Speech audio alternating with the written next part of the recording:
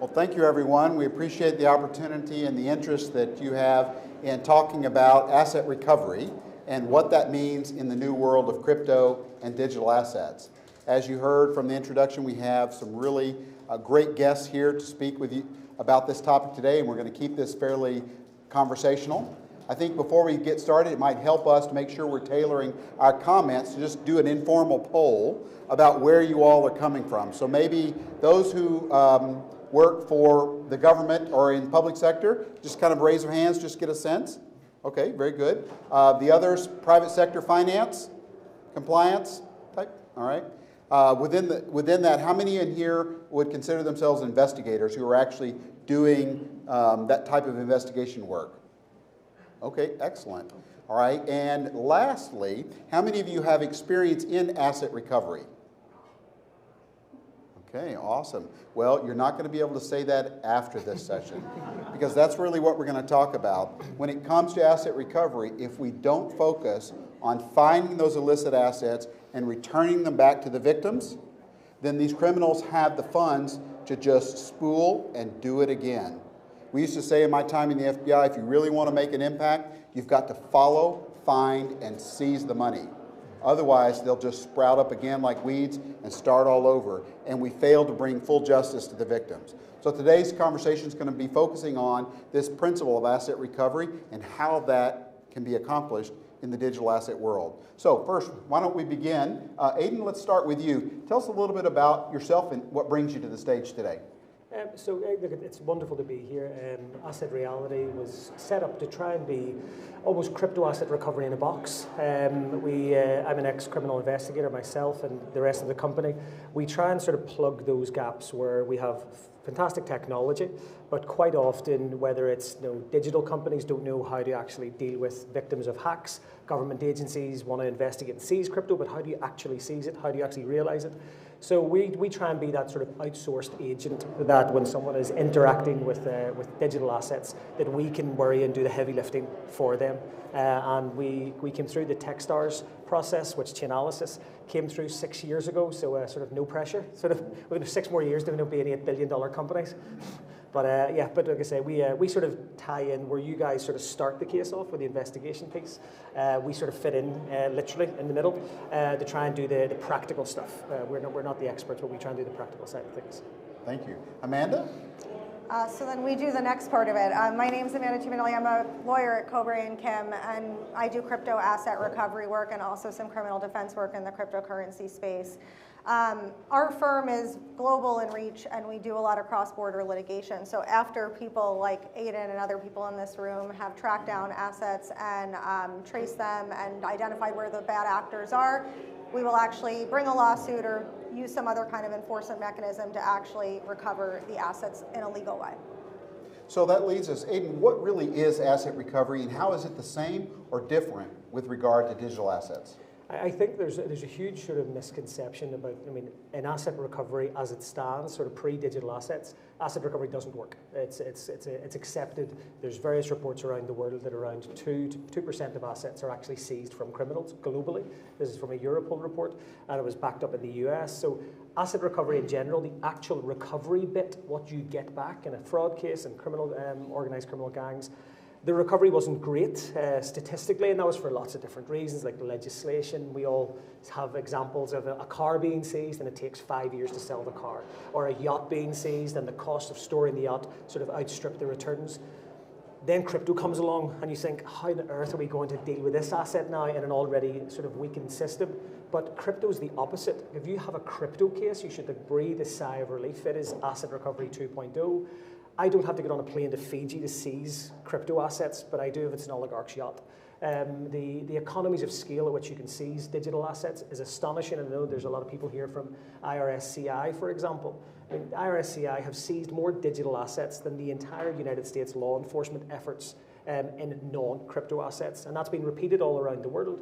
Law enforcement agencies in the UK, for example, have seized more in Bitcoin than in all other asset categories combined across all other forces. So I think it's a really positive thing if we can sort of align all of the stars. Crypto asset recovery is easier than regular asset recovery. And yes, I said that on record.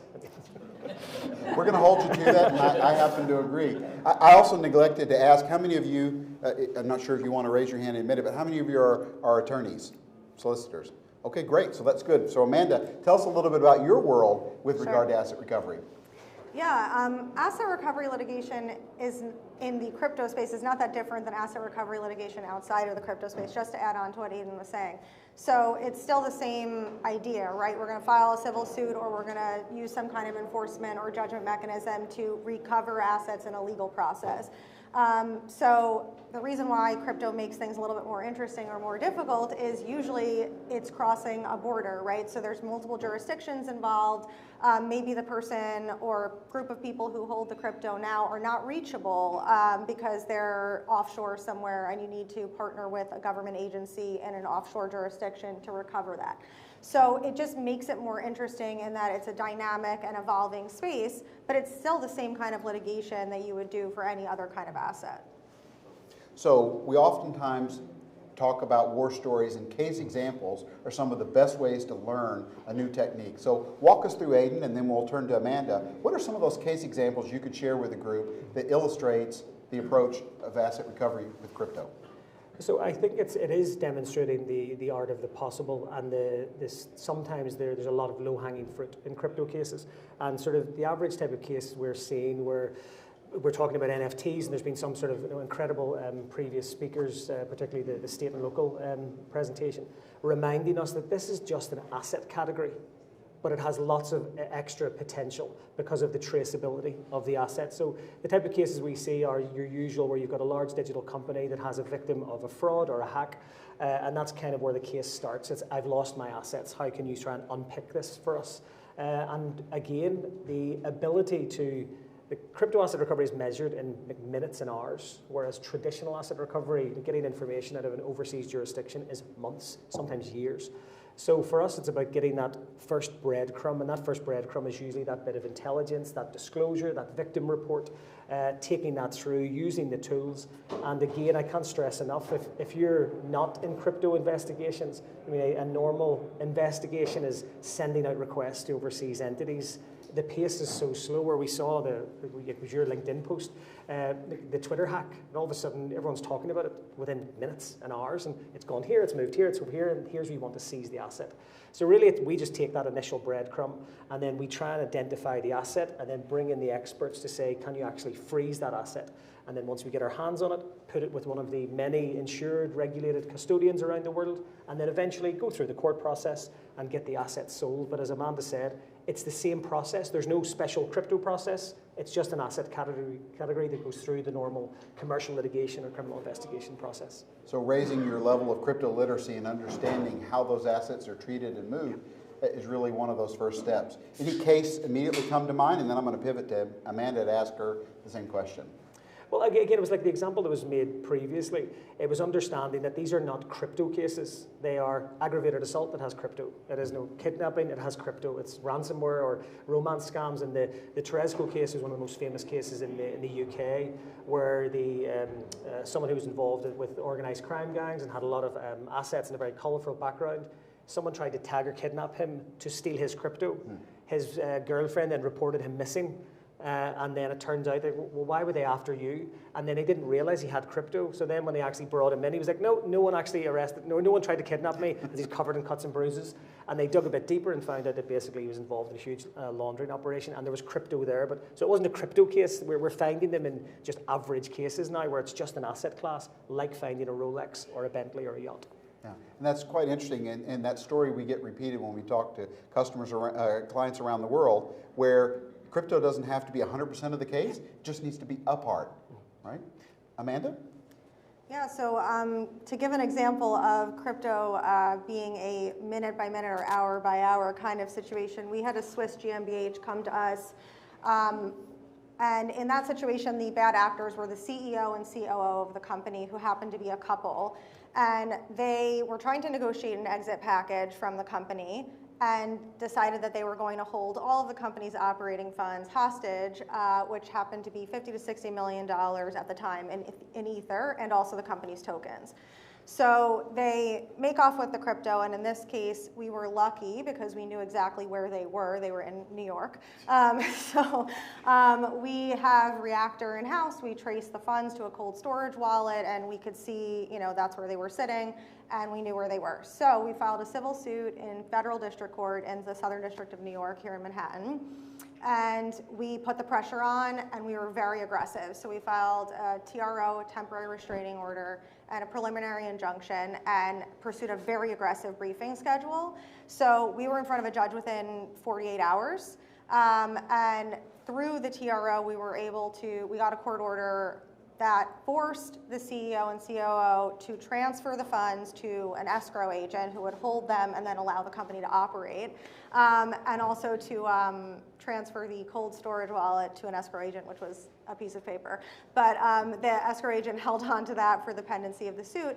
And we didn't stop there, right? So after you get a TRO, that's temporary. You really want the preliminary injunction or the permanent injunction to make sure that it's not going to get undone and you're going to have to start from the beginning.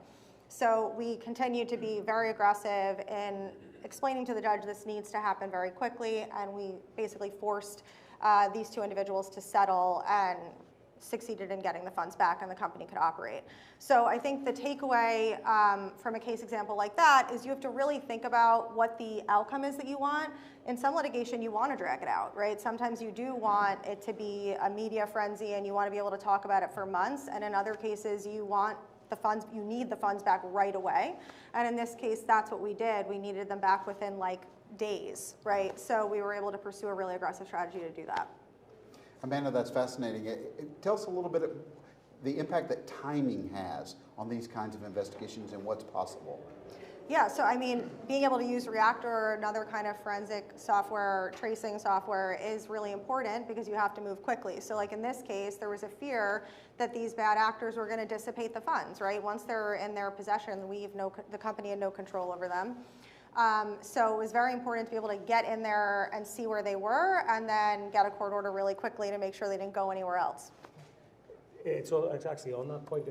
It's also worth pointing out that the crypto asset recovery journey is often likened to a tightrope. You know exactly where it starts, you know exactly where it ends, but it can be very unforgiving. And I think to add sort of color to what Amanda was saying as well, that your point about crypto literacy, we've seen so many cases where all of the good work has been done and you've got that freezing order, or you've identified using the tools where the assets are.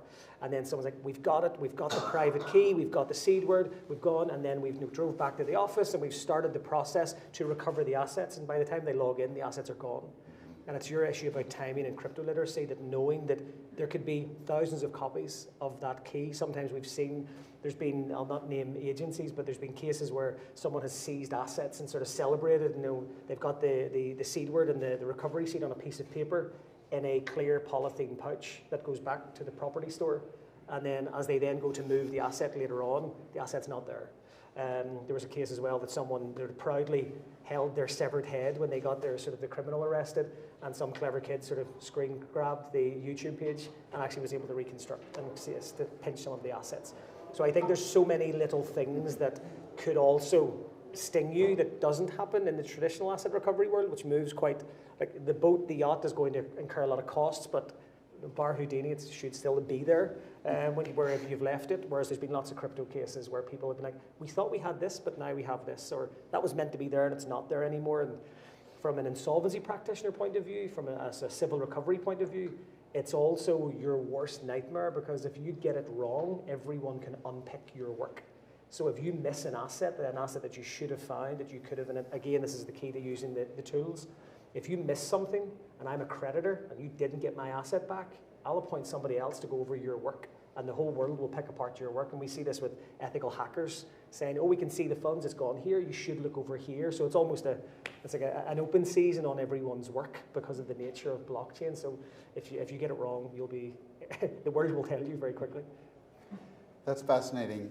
As we think about, let's pivot now to talk about public-private partnerships. A number of you, in fact, in every one of the examples you shared, you talked about, well, we had to coordinate with these individuals and they had to coordinate with these individuals. Let's talk a little bit about that and maybe get some of your thoughts. Let's go to you, Amanda. What are some of your thoughts about effective public-private partnerships and how they can have an impact on these kinds of cases? Yeah, I think that's really important. I think that for both the individual who's the victim of a hack or a ransomware scheme and also for the government agency involved, it can be beneficial to everyone. So for an individual, we were actually just talking about this, for an individual who is maybe the victim of losing under $10,000, that person may not be able to fund an asset recovery campaign that involves multiple jurisdictions. But if you have 10,000 people who lost $10,000, then you might be able to fund a really aggressive and strategic asset recovery campaign. So that's the private part of it, but the reason why you can then benefit a government agency is government agencies have to substantiate their claims, right? So if they have a group of victims come to them and provide them with evidence, that helps them with their case. And it's to the benefit of the individual because governments have MLAT power, right? They can get discovery from other jurisdictions. So you can sort of like tag on to a government investigation or criminal case if that's what you, if you're the victim of a hack or a ransomware scheme. And you could get some free discovery and have that benefit going both ways.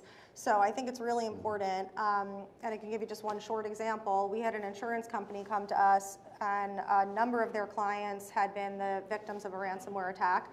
The insurance company had already reimbursed their clients, but they wanted to go after the potential bad actor. The bad actor was in Canada and being pursued by the Canadian government. So we approached the DOJ. The DOJ already knew about it, had been working with the Canadian authorities, and through the MLAT process, they were able to get a mountain of discovery that quickly established our client and their clients as victims. So they'll be in line if and when the criminal defendant is convicted, they'll be in line to receive money from the restitution as a result of that case. That's very important, right? And part of your advocacy responsibility for that victim. Yeah, exactly. Aidan? Yeah, I think that by a show of hands, do another straw poll. Who here has someone who has approached them as a victim, particularly you're in this industry? How many people have had someone come to them and say, I've been a victim of a hack, or I've got a friend who's been a victim of a hack, can you help them? Has anyone been in that position? And I can absolutely guarantee, and please prove me wrong if anyone has an example, like the user journey for someone who's been hacked or has lost funds is horrific. Like there is simply, we're so spoiled in the sort of TradFi space that if we look at our bank statement and someone has bought a laptop in Iceland while I'm sitting here today, I call the bank, they make it whole. I have no idea what goes on in the background, but my account is recredited again. And I think that the big barrier to mainstream adoption and the thing that public and private sector sort of partnerships is solving is to try and start to apply those standards in crypto. And if you have a loss situation and you contact one of these billion-dollar companies who have just grown, it's not necessarily their fault, they've just grown so fast. The basic things, customer service. Michael mentioned this morning about mainstream user protections. This is the stuff that gets the senators excited for the wrong reasons, in that you can't operate in this sort of sector with all of this value swimming around and not have the basics sort of covered off. That if someone loses, and Amanda pointed out, fraudsters know this. They do not go after people for $10 million.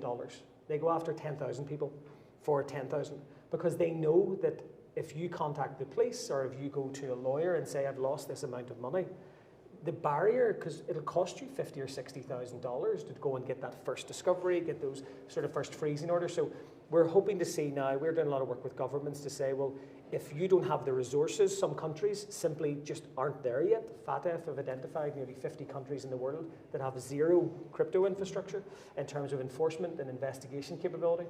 So we try and work with governments, like literally pro bono, to say, if an individual resident comes to you with a crypto case, and this is the wonderful decentralized bit, we can investigate a case in the Seychelles. It doesn't matter, it's on the blockchain. So if someone says, I've lost money because I fell for this scam, we can then use the tools, look at it, and your new product this morning is a great example of that. Being able to see the address that the scammer got you to pay into, then able to sort of explode that address backwards and say, there's 25 people here. there's actually 50 more victims, all of a sudden you'll get the interest of law enforcement. So sometimes it takes the private sector to sit in between and almost lobby and try and get these cases across the line, because the existing infrastructure in the UK and the US is sort of, it gets reported, but sometimes nothing really happens. And that's just simply because there's not enough resources to go around. So I think public and private sector is the only way that this will be solved. And I think it goes back to that collaborative sort of nature. Everyone's talking about protocols, building on top of protocols, everyone working together. Again, I'm a huge advocate that I think that crypto asset recovery can become the benchmark that regular asset recovery aspires to. And public and private sector partnership is alive and well. Governments don't make their own blockchain analytic tools. In the same way they don't try and make their own sort of video calling, they use Zoom. So I think we just need to keep sort of keep pressing that best practice. So as we see this market emerge, Amanda, tell us a little bit about how law firms are moving into the space to assist with asset recovery. Maybe some examples from your firm. Sure. So I think that you'll see now at every firm there's at least one person who does cryptocurrency, right? But we have Reactor in-house. I think we're probably one of the first firms that decided to bring the software in-house. And that allows us to triage really quickly. So if somebody is coming to us and saying, I'm the victim of a hack, we can get on Reactor and quickly determine, like, okay, we can see where it went, or we can't see where it went, we need to enlist the help of an expert. So it allows us to triage, but that doesn't mean that we don't partner with third-party experts. We still have to do that because we cannot be our own witnesses at trial. So we still need to use investigators who could potentially actually take the witness stand and talk about the analysis that they did. But it allows us to get a really good picture of what's going on. We use it offensively and defensively. So offensively, if there's a victim of a hack who comes in and says, okay, I want to track this down, we'll look at it, we'll decide how we can make this asset recovery campaign work. We also use it defensively. So if a person comes to us accused of some kind of wrongdoing related to the blockchain or crypto, we get a picture of what law enforcement's seeing or what a plaintiff is seeing and what they're going to bring claims about. So we really use it on both sides of the V. Aidan, tell us a little bit about what Asset Realty is doing and where this is going. And forgive me, the US audience, Asset Reality. I shouldn't have called the company Asset Reality, because when you come to the US, it was like realty. Everyone calls realty. But sell me a house. Exactly. Yeah. We'll maybe seize your house, we'll not sell it. Yeah. Again, from our point, it's sort of building on that previous example of trying to sort of bridge the knowledge and resources gap.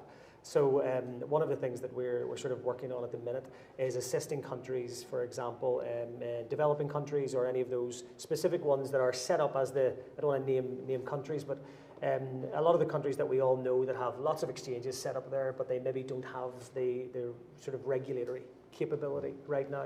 And I love this sort of like democratization of sort of crypto asset recovery. So we'll partner with those government agencies to say, well, look, if you've got people giving you disclosures from the exchanges, just because you don't have a regulator in place yet doesn't mean you can't still build out the best practice. So we'll physically take those disclosures from the exchanges and act as their subcontractor and then look through it and say, well, actually, the Germans have put in an MLAT to this exchange. The exchange has told the local regulator. The local regulator still hasn't actually been given powers to do anything yet, so they just have an in-tray of all of these cases.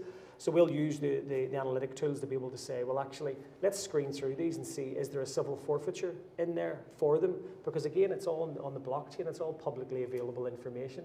So you're able to have this level of collaboration that you wouldn't traditionally have in any other sort of, you can imagine the intelligence world, you know, sort of having an absolute panic attack if you said, we're just going to bring in a private company and give them all of our intel. But why not? Like the problem with suspicious activity reports around the world is the financial sector, there's too many of them. So we're hoping to get the private sector involved in that sort of that dilemma. So we're doing it in crypto to say, well, if we can help a government, you know, get more assets seized, that puts more money back into society, more money back into the community, funds law enforcement, allows them to get trained and buy the tools. You sort of have to start rolling the boulder for them to let them see this sort of virtuous cycle. But I think that's the big challenge, where you have governments trying to balance the economic opportunities of being a crypto-friendly company or country against the FATFs and the regulators of the world saying, if you don't have the controls in place, we're going to put you on the grey list. So I think public and private sector partnerships sort of can solve that sort of problem for them. We heard this morning about the growth of digital assets and this blockchain industry. And we had a number of examples mentioned of what the future could look like, where digital assets take on a whole new realm. Obviously, we've seen the emergence of NFTs over the last year, right? And what the future of that, people's mortgages, your driver's license, your personal identity documents, and all of that stored on the blockchain with personal data ownership. And so if we think the volume of business now is heavy with digital assets in the form of cryptocurrencies and NFTs, what does that look like 5 and 10 years from now when other value items move onto the blockchain and we're having to manage and regulate those? So let's talk a little bit about, we have a number of people here in the room, a few who've been involved in asset recovery, but most are seeking to learn about it. Aidan, why don't you lead us and tell us, how can people get started in this to build out an asset recovery program in their organization and raise that crypto literacy? I think the biggest thing is to, I mean, you have to almost win the political battle and the hearts and minds battle. If we can articulate the story of just how successful this could be in terms of, like, money talks in any organization. Again, I used the IRS example earlier on, and we're seeing like multi-million, billion-dollar crypto seizures. Like, who doesn't want to be a part of that as an enforcement agency, taking money, out of sort of criminal enterprises, generating more money that will fund sort of more activity.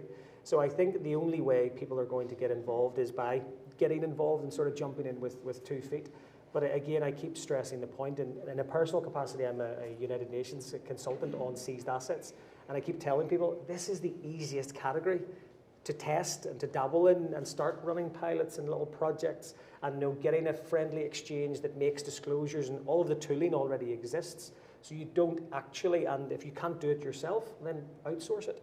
I mean, there's always those options, and there's so much, I think, again, we see this in the whole blockchain industry where there is that collaboration. There is lots of sort of projects and training available that if an agency, private or public sector, says we want to get involved in this, even as data and R&D, companies will work with each other and say, well, look, we can help you do this. We can implement the program.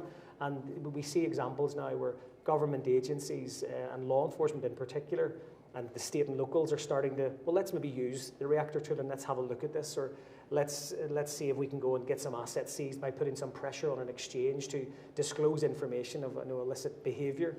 And all of a sudden, they're seizing more assets than ever before. So I think it is about having that open mindset to realize that there's so much value out there. And if you go to your chief, you go to your your station head and say, actually, we've done one seizure, and we've got more in one day than we've got in a year's worth of activity, that will just kick things off. But too many are still staying on the sidelines. I'm sick of the term that, no, we don't do crypto. You're going, like, that's like saying we don't do electricity or like the internet. It's beyond a sector now. I think it gets dumbed down too much that people think it's a niche, whereas we see it as a proactive. Someone gets stopped in search at the side of the road, they have a Rolex and they'll have an NFT, like you said. That'll just be the future of things. They will have a digital asset, like a blue tick on Twitter. They will have this digital ownership, and then we'll see it also coming up in the massive cases, in the fraud cases, the Ponzi schemes, but it will just be sort of bouncing around as an asset category as well. So I think it's just a case of just getting involved.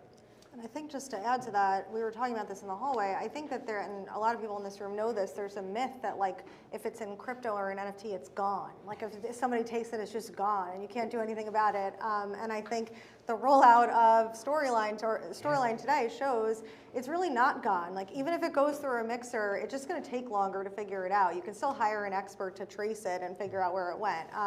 I know you can obviously chain hop and do other things to try to make it really difficult, but I think as a litigator or as a person who's trying to start a case, I would not fall into the trap of thinking like, oh, well, the person absconded and it's gone forever. I don't think that really exists anymore. And it's important to point out, we're talking about asset recovery. Like, let's not underestimate the value of the sort of evidential sort of side of things. If someone uses a mixer and the funds are gone and you can't find them, or they are in a jurisdiction that's hard to recover, well, I've got evidence that you tried to sort of obfuscate. I've got evidence that you tried to dissipate the asset. You've just made it really easy for me to go and get a freezing order and seize all your actual assets. So we see those cases where the crypto is gone. In the same way, the burglar runs off with the diamond's gone. You can still arrest them. You can still seize their house. You can still go after any other assets.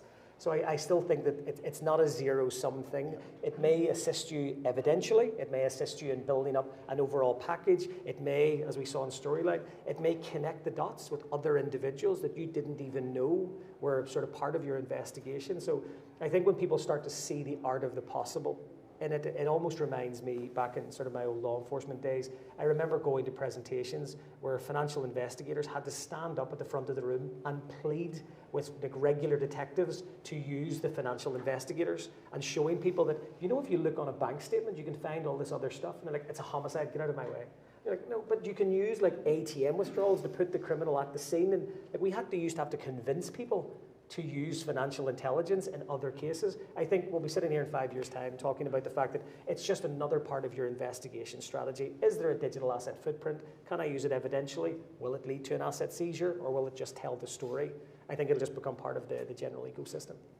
I think so. You know, when we used to say in the Bureau, if you follow the money, you find the people responsible. We all in this room call lots of people. We maybe text lots of people, but you only send and receive money from people that matter, right? And those, you follow the money, you literally find those are responsible. Well, we've set aside some time at the end of this discussion to be able to take audience questions. And so I want to open the floor up to maybe some questions that have come up in your mind as you've heard these two experts talk about asset recovery. Let's see. I think we've got a question back there. And for the microphone, let's say it loud and proud so we can pick it up.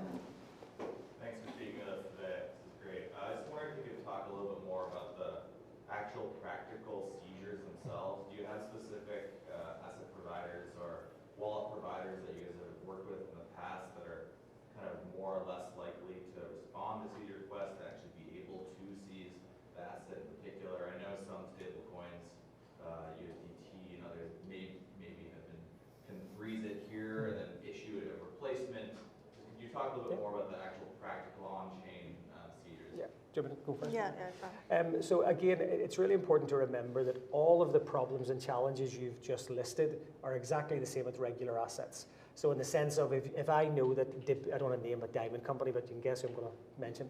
If you imagine that I have a criminal that has a safety deposit box or has some very expensive assets or art with a certain company under storage, like that company will fight me in terms of recognizing my order and saying it's not their assets and it's held by an offshore company. So you find all of these problems that you've mentioned. So if you imagine to walk through it, it's kind of just like seizing a bank account. So there's two things you mentioned. There's the interaction with exchanges to get information out of them, and then there's the actual act of seizing. So the point you've alluded to, which is commonly known in the industry, is that it used to be that you would carry out an investigation, you use Reactor, you can see that someone has stolen all my assets and they've put it through a well-known exchange. Now, it used to be that it was quite difficult to get information out of the exchanges. I think that's a bit of an urban myth, and it's probably unfair on the exchanges now, because the vast majority of the reputable exchanges have like some of the greatest crypto investigators in the world working in them, ex-law enforcement. The majority of them have law enforcement liaison teams.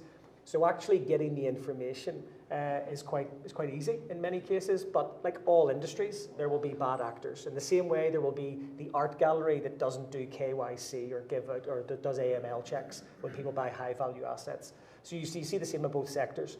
In terms of the seizure process, if we can trace those assets to the exchange, then we're bringing in the likes of Amanda and we're getting a freezing order, or we're bringing in law enforcement to get the assets frozen.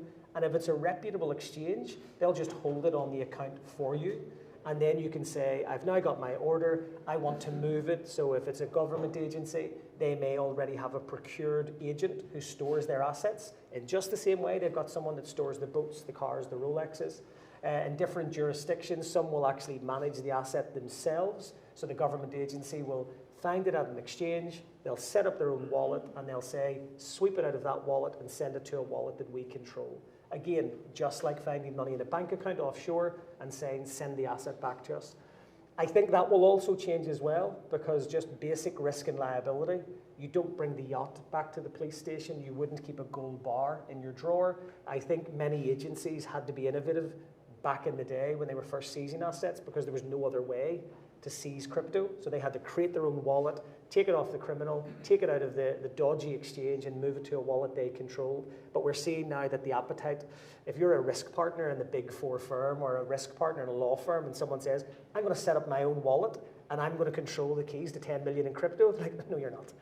Go and get a subcontractor to do that. In the same way, you wouldn't hang the Picasso in your office because you've just got a freezing order on it. So I think the industry is changing so quickly. One of the previous panels mentioned that if it happened 2 years ago, it's out of date. Like, there's no point even using it if it happened or if that was the guidance 2 years ago. And that's a really positive thing in crypto asset recovery because you've got so many compliant exchanges. You've got so many insured digital custodians. You've got some of the biggest banks in the world now offering crypto storage.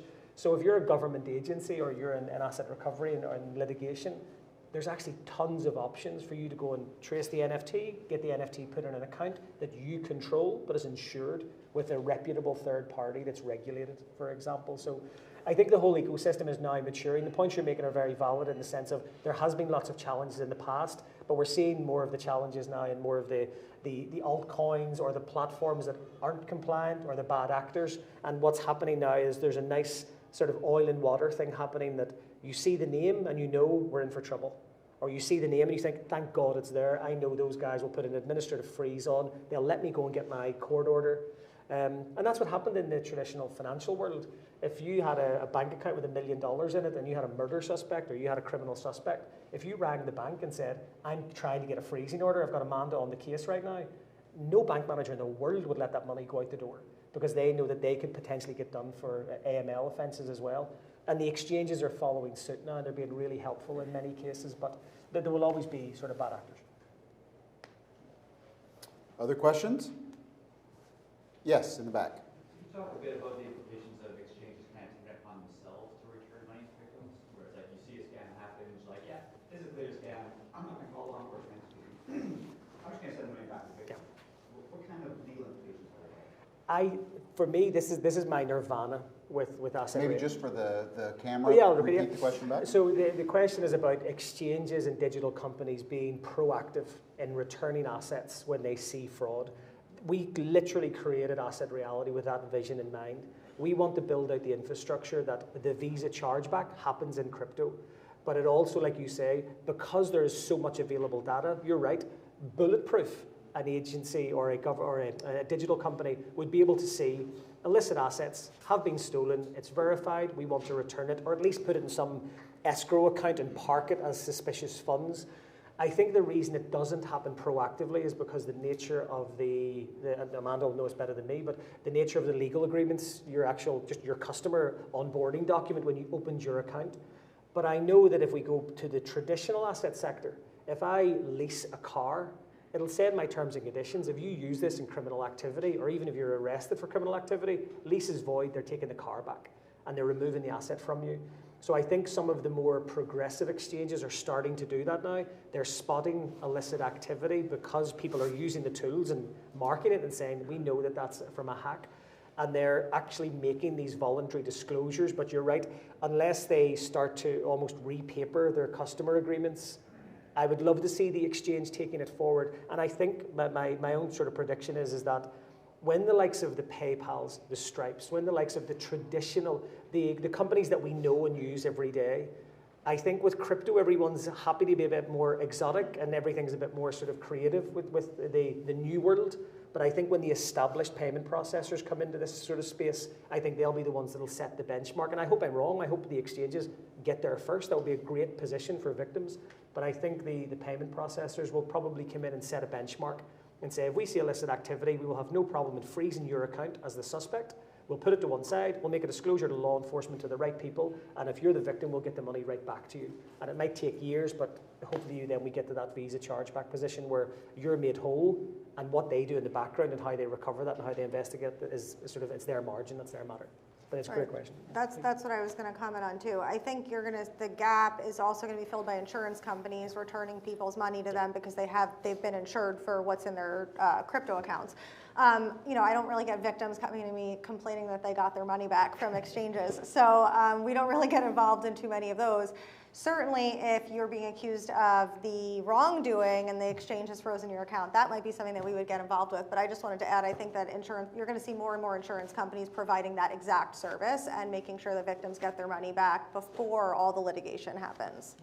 Because for me, it will be the biggest mainstream adoption. If people don't feel safe, the reason we shop online is not because we trust the infrastructure, it's because we know we get our money back if we use Visa. For example, that the reason we use computers is that we know there's antivirus software built in. I think crypto is missing a lot of that mainstream protection. And as the technology evolves and as practical things like you will get your money back within a certain level, if it's quite clear that you haven't just given away your private keys or your seed word on to some beautiful person on some Telegram scam, if you're not like grossly negligent, you should be protected. And maybe the companies just bake that in as part of their margin. Once there's enough data and people can see that it only happens in X amount of cases, I mean, that's what merchant services do. It's a margin. It's a cost of instilling trust in your customers. I think whatever crypto company does that will win the mainstream adoption battle. And bringing parity to this ecosystem. Exactly. And keep it the same as TradFi. Yeah. What else? What other questions can we answer? Yes, ma'am. Can you talk a little bit more about the role of publicity in an investigation that's unfolding? And maybe, you talked a little bit about, the scrutiny that you could be under from people that are mimicking your investigation, but also does it tip off the perpetrator to maybe move things a little bit quicker and to try to make things more complex for you? Or, would you guide your clients then to try to keep a lid on things as best possible as things move along? Just, if you could speak a little bit more to that, I think it's fascinating. I'll give over to you. I can just give I agree with what you say. I often find that it's strange that the majority of sort of crypto companies and DeFi protocols live on Twitter, and they make these massive announcements like, "Oh, we've just been hacked." Like, really? Like, would you not be better like having like a DEFCON 1, bring people in, try and fix the issue, bring in lawyers, bring in analytic companies, and try and fix the issue before you announce it? And I think that's because of the lack of trust. They think that at least if we're transparent, we'll not get sort of nailed by the regulator or our customer base, because that's the only benchmark and lever they have right now. But certainly in our experience, there's so many cases that never see the light of day. The vast majority of ransomware cases where big companies pay ransom, you'll never see or hear about that. And they're closed. But I'll hand over to yourself in terms of legal Yeah, I agree with what you were just saying. I think that for us, in our experience, most of our clients absolutely do not want it to be public. So the insurance company example I gave you earlier very much did not want their name to be known, did not want their clients' names to be known, because their belief was, then people know we can be hacked, and then we're going to have 10 more people trying to replicate what happened. So I think that I think you want to trend on the side of not publicizing it. I understand the transparency point for sure, especially when there's a number of victims who are trying to actively figure out what's going on. But I think as the company, you probably want to protect yourself a little bit and not make it so obvious. Yeah. All right. Last question. What other questions can we answer? In the back. Do you see any avenues for individuals that might not have the funds to hire lawyers or go to a particular entity for help? Do they go to the regulator and file something anonymously or any avenues like that? So from our point of view, that's exactly what we're trying to achieve with the crypto companies themselves. So if we have enough data that Exchange A has 200 customers, and the 201st customer has come to us and said, "I'm yet another person that's lost $10,000," we think that there needs to be this almost self-regulation where those companies should just be making those individuals whole if they were not grossly negligent. Because you're right, otherwise there's no other avenue. But again, this also already exists in the current normal ecosystem and always has done.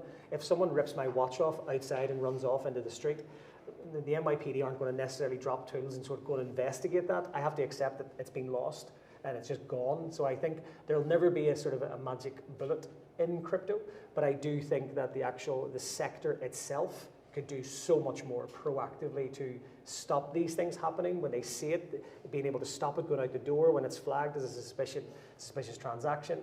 For me, the biggest frustration is that someone reports something at 11 a.m.